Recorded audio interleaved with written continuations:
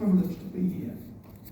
I think it's a remarkably good achievement, and I'll comment further about that as I go on the story. How did I meet Rex? I was introduced to Rex by a mutual friend, Anna Watson. Anna and her husband Brian were down by Otago, and so were Rex and Val, and that's where the two couples met. Brian was doing dentistry and Rex medicine, but the two men also played in the same rugby team, which was pretty good bonding. So when they both graduated and came back to Auckland, they found themselves neighbours in the same street. And Anna went as a voluntary admin worker to the Pink Cottage. And one day she said to me, I think you should meet Rex Hunton. So I popped into the Pink Cottage and met this very affable, friendly and caring man. Rex joined the Department of Community Health in 1972, and he and Felix were in the Pink Cottage, and that was easily accessible for their patients from the pavement, and far less intimidating than coming into a big building. Coincidentally, about the time that Rex and Felix were in the Pink Cottage, the Abortion Reform Association entered into the public fray, and Anna and I were actively involved in that organisation. Rex had written to his colleagues, as Felicity mentioned, asking them to send difficult patients to him and Felix. Felix saw gay men who were having difficulties often related to the oppressive social and legal climate of the time.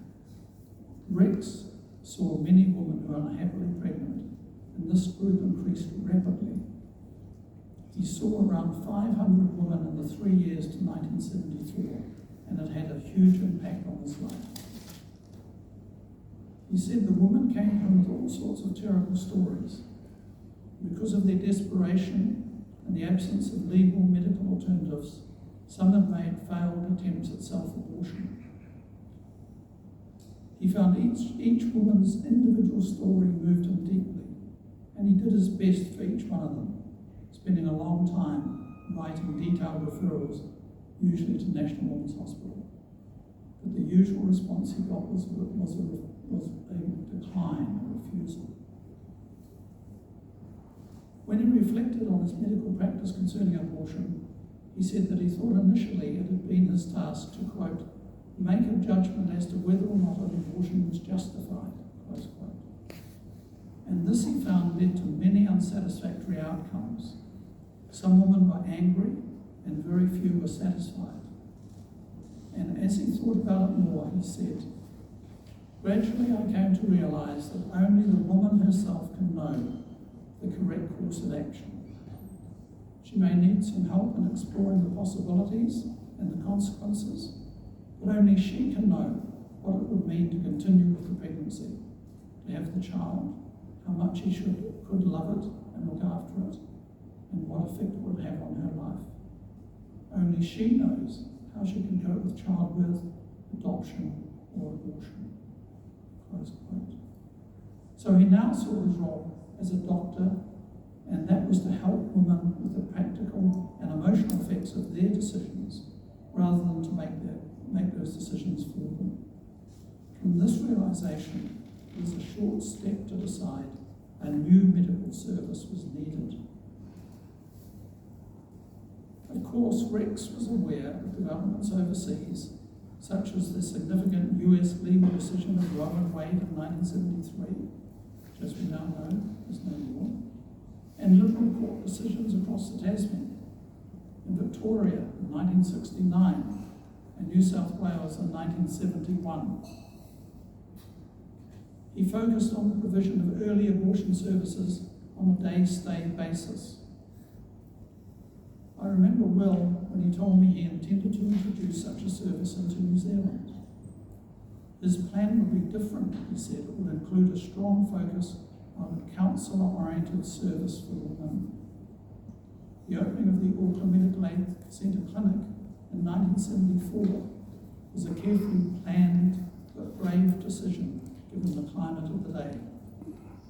It introduced the best practice service, a service that was accessible to most women in the country, but it also challenged the political powers in Wellington and the law enforcement apparatus. Rex said to me that it was likely that these consequences that Felicity referred to, such as the police raids, prosecutions of Dr. Warnoff, 2 trials, and the appeal to the Court of Appeal, and ultimately the Royal Commission, he said he thought it was likely such consequences could occur, and he was ready for the fight ahead. Now, just digressing slightly from abortion, around this time, about 2 years before AMAC was formed, in 1972, the Values Party started in New Zealand. It was the first environmental party that we know of in the world. The party founder, Tony Brunt, asked me to write the section of the manifesto that covered abortion reform, and I did. And so when you look at that manifesto, you'll find it's virtually a copy of the abortion reform policy, association policy. In 1974, we had some local government elections in New Zealand, and this attracted like-minded people to stand as values candidates in Auckland. It was the first time the party contested any local government election. 4 of us stood in Auckland for the Auckland Hospital Board, where we hoped we could make a difference.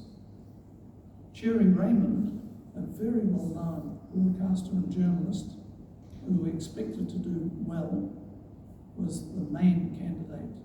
Rex and Cherry were standing for the Auckland City Board.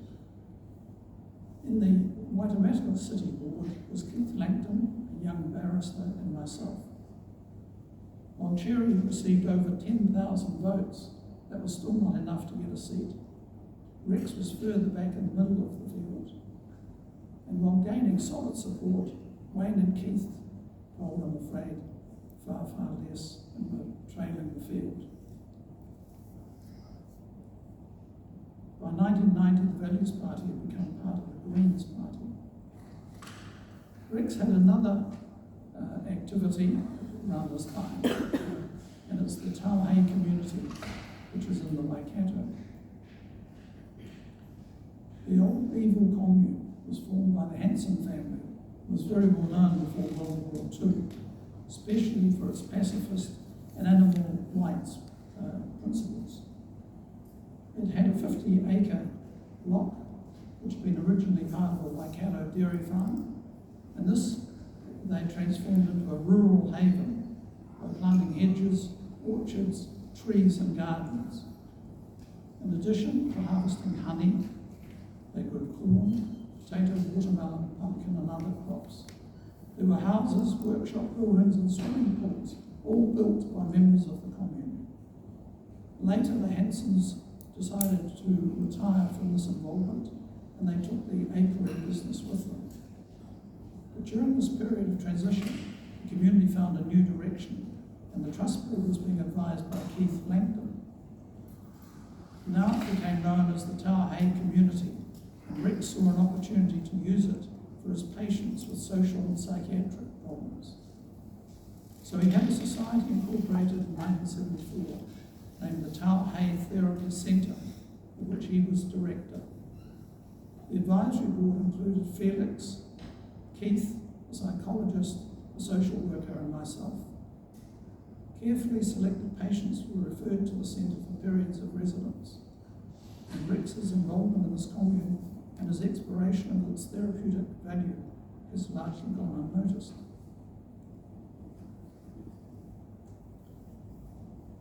On a number of occasions, Rex told me he wanted the history of AMAC to be recorded.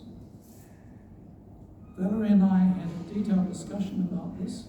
She told me how thrilled Rex was when Felicity decided to take the project on. It's a part of our medical history from a turbulent and sometimes bitterly contested period. It brought out the worst in some people. For example, when AMAC was firebombed and the perpetrators were never caught. But on the other hand, there was Rex, inspiring a team to provide excellent medical services to women in need. The story is well told in Felicity's book, and Valerie and Rex will be delighted with it.